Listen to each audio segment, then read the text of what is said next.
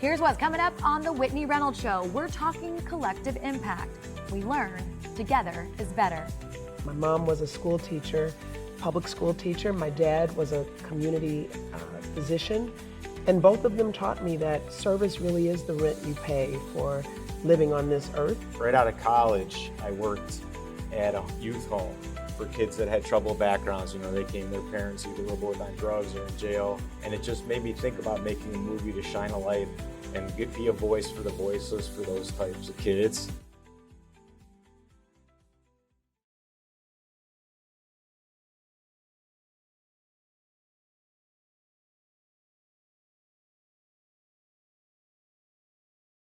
Hello and welcome to the Whitney Reynolds Show. Today we are talking collective impact. We have these stories that prove coming together and working together can really push things forward. Awakening the soul of our stories. Come for the stories, stay for the heart, where every journey You might recognize a new look. We are ready to take things to the next level. you'll see. Whitney's here to share your dream. It's the Whitney You are watching the Whitney Reynolds Show. Be careful. Chicago to your home. Real voices, real lives in every episode. This is the Whitney Reynolds Show. Her mother, a dedicated teacher, and her father, a proud Navy veteran. Juliana's journey into politics was fueled by real life. And it was when she became the primary caregiver for her mother who battled Alzheimer's, when she realized the power of her voice. Juliana took a bold step and ran for office. Not only did she run, but she also won, and this victory opened up a world of possibilities. Let's welcome Juliana Stratton. How are you? I'm doing great. Thanks for having me. Is it surreal to see a piece like that run and say that you're running for Senate? Well, what I would say is that, I'm just really proud of the fact that my whole life I've been in public service, and to see the influence of my parents who really taught me how important it is to serve our communities, to uplift others, to care for people in need. My mom was a school teacher, public school teacher. My dad was a community physician. And both of them taught me that service really is the rent you pay for living on this earth. And I carry those values with me every single day. So that's what I was thinking about as I looked at that video. Yeah, it's a very full circle moment. And I mean, I just want to note, is this full circle being on a TV set? Because your undergrad was for journalism. That's right. So I started as an undergraduate major in broadcast journalism, thinking that maybe one day that I would be either a newscaster or a reporter or the a producer. Juliana Stratton Show. Yeah, the Juliana Stratton Show. Who knows? But what I can tell you is that I look now at how many times storytelling is so important. And that's really, I think, what was at the core of that, the power of stories. And now I get to travel the entire state of Illinois. I've been doing that for the last 6.5 years as lieutenant governor, and now as a Senate candidate, listening to the stories of everyday Illinoisans about what is powering them to keep going in the midst of so much struggle. So storytelling is powerful, and I'm still doing it in so many ways. Well, and the seat you're running for is a very interesting seat when it comes to Illinois, because it has led people to the presidency. Barack Obama once had that seat. What does that mean to you? Well, look, I think when I think about the United States Senate seat here in Illinois, we just have had so many trailblazers. I mean, Ambassador Carol Moseley Braun was the first Black woman in history to go to the United States Senate. And she is from the great state of Illinois. You talked about President Barack Obama, the first Black president that we've ever had, right here from the state of Illinois, and also served in the United States Senate. I think about United States Senator Tammy Duckworth, another trailblazer and an incredible champion for working families. So I look at the individuals who have taken this step, and I just am so honored to be on this journey and to really take what I believe is needed right now, and that's a fighter in Washington, D.C., who will fight for the everyday needs of Illinoisans all across our state. Well, and you are on this journey. I want to go back to that moment that you got into politics. You were doing life, you were an attorney, you were a caregiver, and you saw a need and then said, I'm gonna run for office? Yes, and I didn't just see a need out there in the community. I saw a need in my own home. I was the caregiver for my mom, as you mentioned. My mom, Velma, was a public school teacher. She also taught at a community college. But in her final years of her life, she lived with me, and in her final 3 years, she was diagnosed with Alzheimer's related dementia, and I was her primary caregiver. And it was one of the hardest things that I've ever done. It was also the greatest honor of my life to be able to care for my mother in her final years. But look, at that time, my state representative and our former governor at the time had decided that they wanted to cut health care for seniors like my mom. And even though my mom did not use those benefits from the state, I knew that seniors like her who needed health care, who needed to be cared for in their most vulnerable moments, really deserved access to resources that would make their lives easier and give them more comfort in their final years. And so at that time, I remember yelling at the television, somebody should run against him, and being my state representative. And it turns out that it was me. Yeah, did you have that like moment where you're like, oh, wait, it could be me? I think all of us have these moments where you have to recognize that there are times that you are called to be courageous, that there are times that you are called to step out and do what's not necessarily the most comfortable. I mean, think about it. As a caregiver, I was juggling so many different things, but I knew that there was a bigger calling. I knew that that was a moment to say, you know what? Yes, I have a lot going on, but courage in this moment would say, it's not just about my own mother. It's about the moms that are out there who deserve care. It's about the families who deserve someone to fight for them. And that's what started my journey. Oh, wonderful. And it is a courageous one. Thank you so much for coming on. Oh, thank you for having me.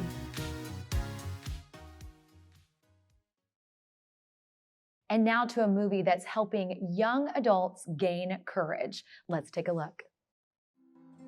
Oh, a champ comes hard, beat blood and gold, and that is why he stands alone. Oh, he stands alone. You are all my safety, all my power, all my strength, all my technique, all my speed. I am my own self, do nothing, everything I do to the glory of God. Oh!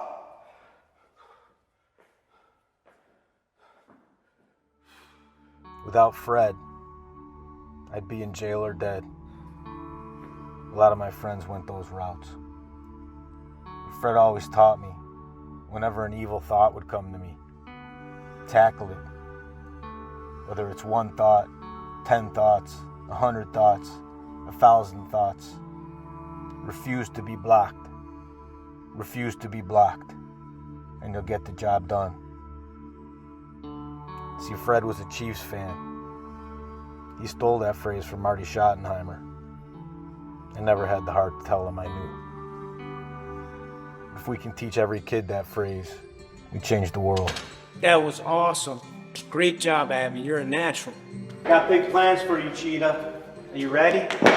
Ready, Fred.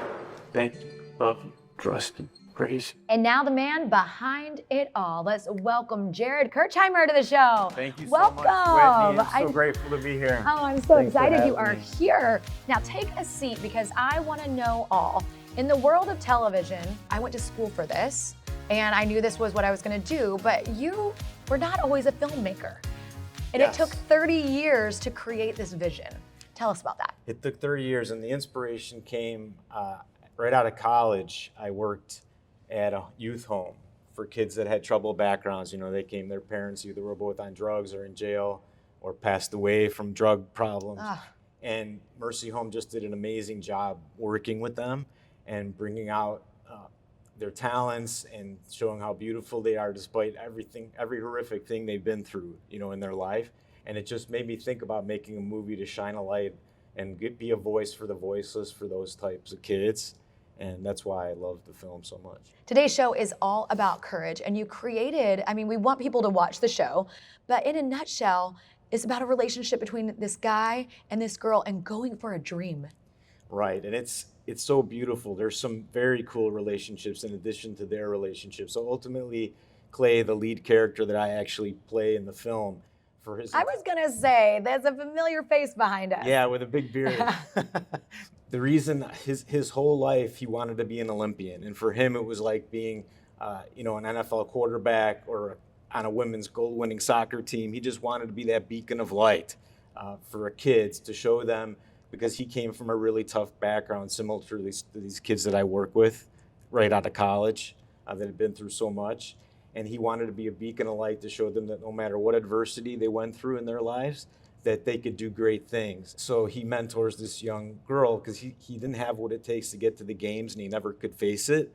Finally, he's able to face it, and he realizes that in order to live his dream, he's got to get this young girl to the games, and that's what he does. Wow, he gets her there. And speaking of this young girl that played an excellent role in your movie, you impacted her in more ways than one, and we have a little surprise for you. Let's take a look. Hey Jared, I thank you so much for this opportunity to be a part of Say Her. And one of my favorite memories with you is probably learning how to lift weights properly for the first time. And thank you so much again. How does that make you feel to know that you are inspiring through your movie and in real life? That is so sweet that you did that, and it's so sweet that Violet did that for me. She is such an incredible person. She has a lot. Her background's amazing. In addition to being a fantastic actress and model, she's a black belt in Taekwondo, and she got that at like 10 years old. Amazing. She was so fun to work with. But that's what it's all about, is paying it forward to kids, with everything that's going on in the world politically and otherwise. Wars and all these horrible things that are happening, and everything that's happening, in our major cities in the U.S. with gun violence, which is a big theme in the film. It's so important to get to kids as early as possible when we see that they're going through troubles, to uplift them and show them that they can turn things around and that we're there for them to help them. That's what this movie is all about, and she's an amazing girl, and I was so lucky to have her on set. And with this movie, it was 30 years in the making. You had this vision, you did it. How do you feel now that it's out in the world?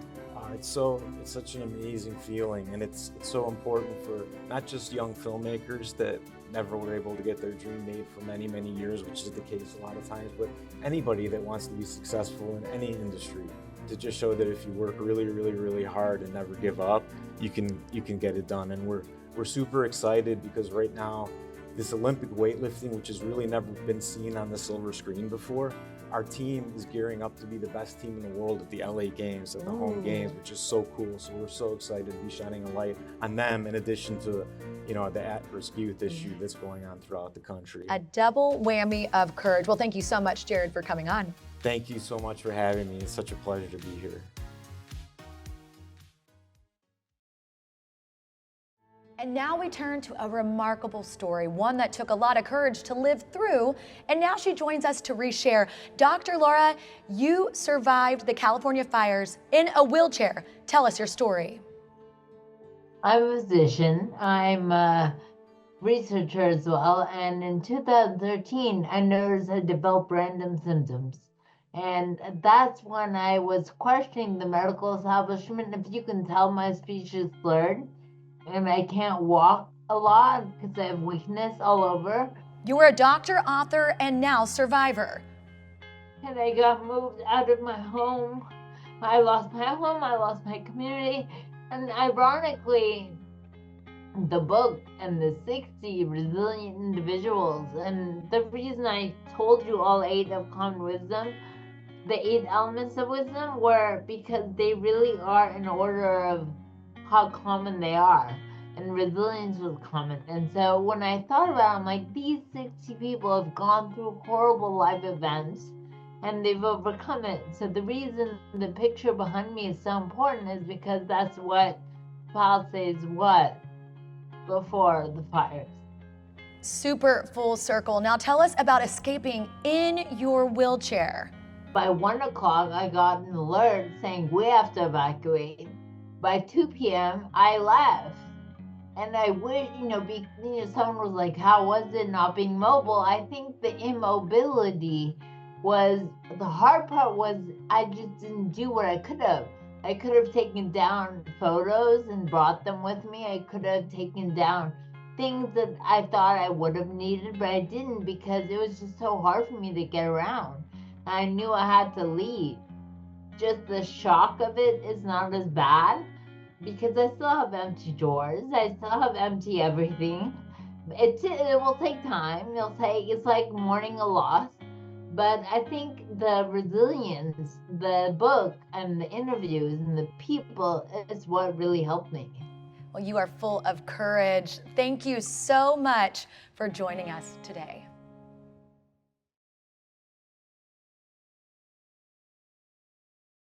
On stage and off, love takes teamwork. And for this husband and wife duo, starring in Disney's Beauty and the Beast is more than a fairy tale. It's their life. Today we're talking collective impact, and I have to say, you two are not only traveling the world with Beauty and the Beast, but you're also new parents. The timing of everything was pretty magical. We had been going through IVF, we had done a couple rounds and nothing had happened, so I hadn't really been auditioning, hadn't really been dancing, and Danny got an audition for Beauty and the Beast. I looked at the dates, and you do the math when you're doing IVF and say, if this round works, okay, the baby would be born before he did this show if he got it. So at first I thought, that's cool, I can travel with them, I'll be childcare, I'll keep my remote job. And then I thought, or maybe I can audition too, and I was able to get an audition for the show when I was about 5 days pregnant for Jack. Oh my goodness. And never do you get auditions that early that you could gestate a baby and have it and then start rehearsal, but that is how the timing worked out. And That is amazing. It was just too cosmic timing to not try to make it all work. From IVF to opening night, their love story wove through auditions, rehearsals, and even a newborn. You are one of my very favorite characters, Lumiere. I mean, I brought my daughter to the show, and to see her little eyes light up and to know that you do that for audiences every time you're on the stage, what does it feel like to be that iconic song that so many of us know? Be. Ah. Yes. Oh, that was magical. I needed that. I know. Just a snippet. Yeah, just a snippet.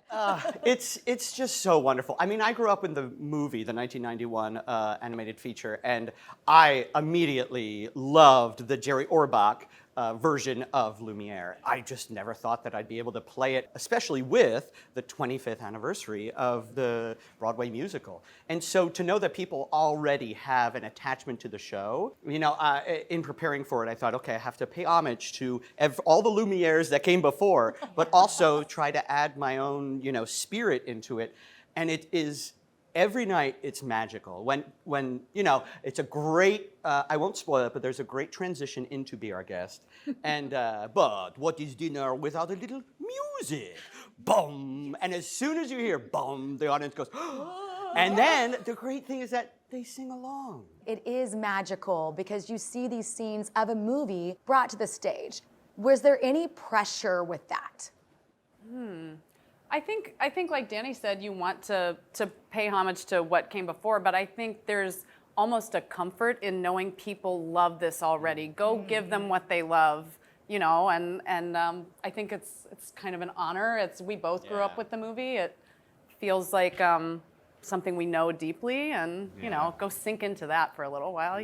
Well, and you bring up an interesting point about when you love something, but then you're also an actor and you have to audition to actually get the thing that you love. Yes. What is that like in the grind? Because so often we have people on the show that, you know, obviously they're in the show, they made it, but you don't get every role. Walk us through what it's like being an actor and kind of persevering.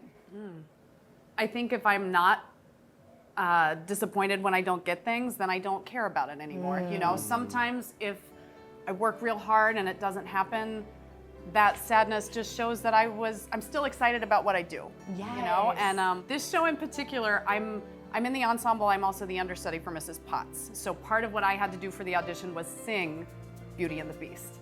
And every time I was practicing it at home, I started to cry. Oh, I love that. And I thought, okay, there's a piece of me that's like, you can't just sob through this song in the audition, you have to sing it. But also I thought, wow, I really care about this. I'm really excited about this. And that's what lets me know this is still the right thing for me to be doing. They call themselves Four and a Forester as they make their way around the United States on this Broadway tour. You're both in this. You're the understudy for a major role, the major song. What is this like? well, the only way we keep saying this, we can do this, is because Emily's parents, Tom and Patty, are retired, and they've been with us since day one of rehearsal.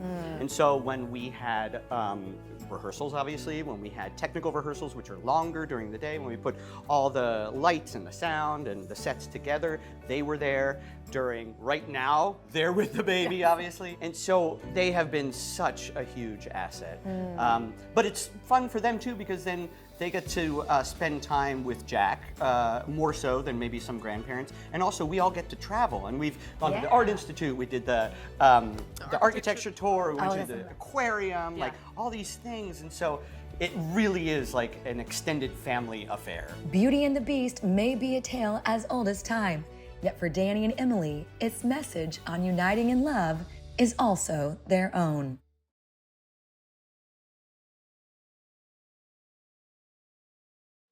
One's a bridesmaid and one's a bride. This is quite the dynamic pair. I personally want to join you in this. The more the merrier. Be a part of our squad. Yeah. This smiling duo as welcoming as ever, as they brought me right into their wedding squad with their newest project, Bride Hard, an action comedy featuring Rebel Wilson as the hero.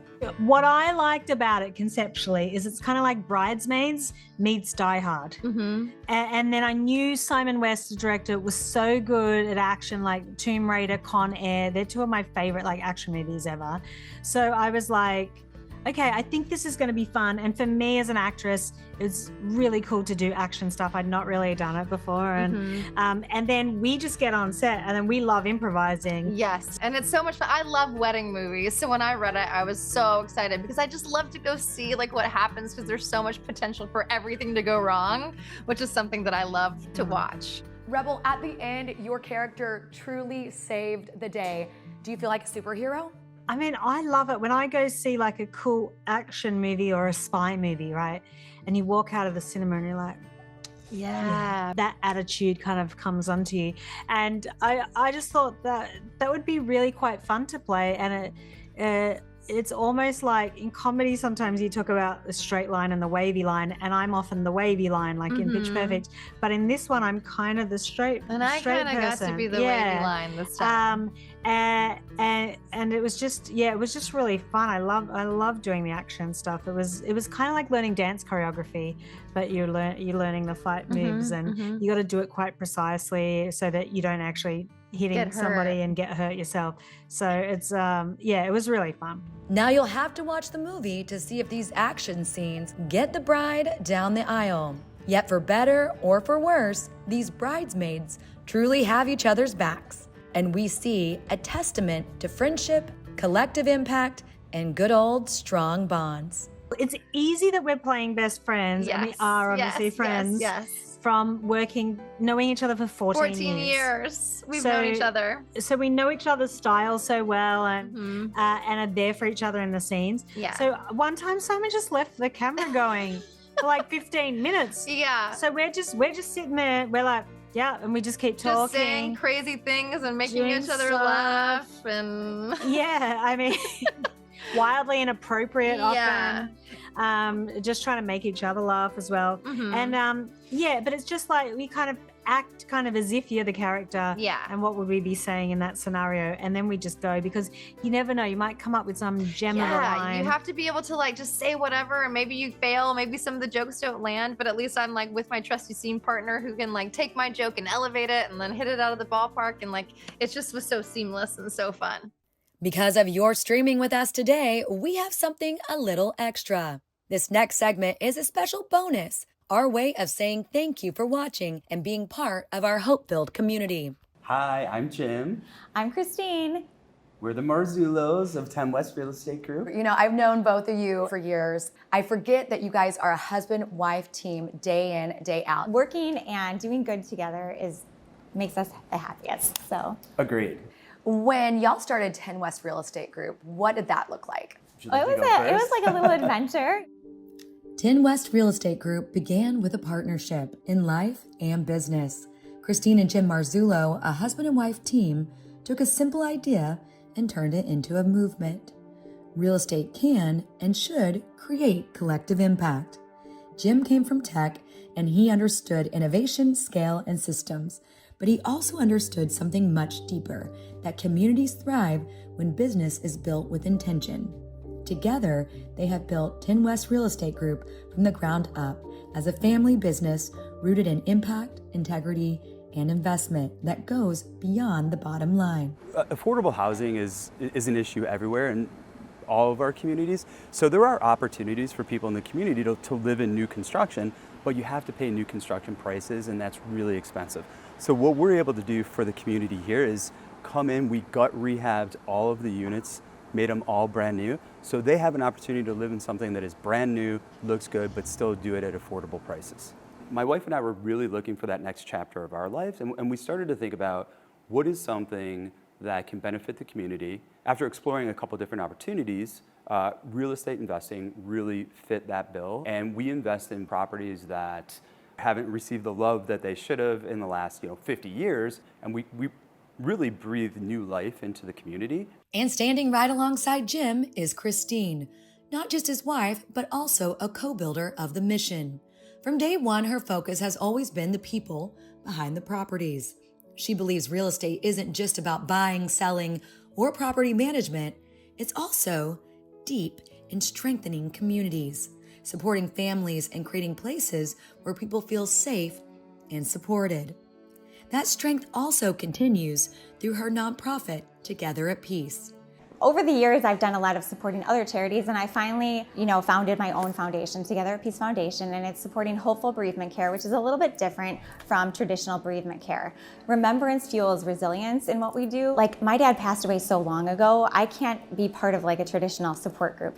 Support groups are kind of right after the first contact after loss, and they're definitely so needed, and it's a great first step in dealing with the pain around grief, but there's not really a space for people who have this ongoing journey in remembrance, and they're doing a lot of inspiring and amazing things in honor of their loved ones, and being able to share that story and find a space that feels like exciting and fun and hopeful and inspirational to other people. Together at Peace is a big bucket for all of this inspiration for the world. So as 10 West Real Estate Group supports our remembrance events, we are also supporting this ongoing legacy of preserving the buildings in the communities, which are meaningful to people that have, lived there in the past. So that's kind of where we complement each other, and we're always working to share stories of legacy. You said you launched the company when you're pregnant, and now your kids some of them are adults. And with that, you've also extended this legacy to the community. So we are getting ready to launch the 10 West Legacy Fund that will give the opportunity to take others along with us. And this is an opportunity for people, whether you're a seasoned investor, a new investor, this is really an opportunity to come along with us as we continue our real estate journey. Real estate investing can be very lucrative, but we're doing good in the community and creating spaces that are homes for people. So we treat every investment, everyone's property that we manage that aren't ours that we own, we treat just like the ones we own, and we really care about providing these homes that are, very well touched and cared for, and making a space for everyone. This show encompasses looking out for your neighbor. Maybe not just your physical one, but remembering we're all in this together. Remember, your story matters.